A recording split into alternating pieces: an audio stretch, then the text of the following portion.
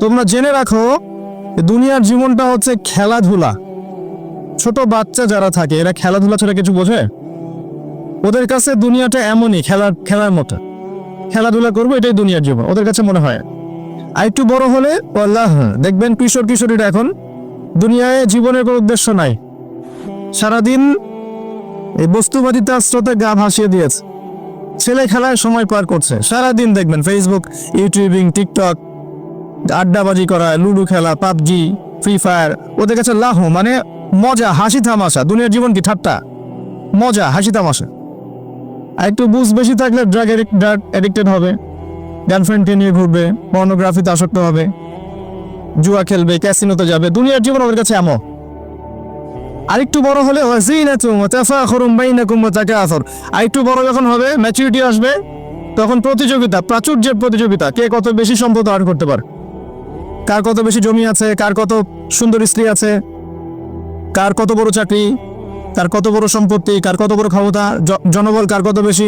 এই যে তাফাখুরুম বাইনাকুম ওয়া তাকাসুর, আল্লাহ পাক এটা সূরা তাকাসুরেও বলেছেন, আলহাকুমুত তাকাসুর হাত্তা যুরতুমুল মাকাবির। তোমরা প্রাচুর্যের প্রতিযোগিতা তোমাদেরকে মহাচ্ছন্ন করেছে যতক্ষণ না তোমরা কবরে শায়িত হচ্ছ। কাল্লা সাউফা তা'লামুন সুম্মা কাল্লা সাউফা তা'লামুন, কখনো নয়, শীঘ্রই তোমরা জানতে পারবে। আবারও বলছি, শীঘ্রই তোমরা জানতে পারবে। কাল্লা লাউ তা'লামুনা ইলমাল ইয়াকিন, তখন ইলমাল ইয়াকিনে জানবে। একটা জিনিস পড়ে জানার নাম ইলমাল ইয়াকিন নয়, অনুধাবন করবেন যখন, তখন আপনার কাছে ইলমাল ইয়াকিন হবে। যেমন আপনাকে যদি বলি যে গোলাপ ফুলের গন্ধ আর রজনীগন্ধার গন্ধের মধ্যে পার্থক্য লিখে বলেন, লিখিত আকারে পার্থক্য বলেন বা ভাষায় প্রকাশ করেন, পারবে? কথা বুঝতে পারছেন? গোলাপ ফুলের গন্ধ এবং রজনীগন্ধার গন্ধের মধ্যে কি পার্থক্য আছে আমাকে লিখিত আকারে দেন বা ভাষায় প্রকাশ করেন, পারবেন? এটা সম্ভব?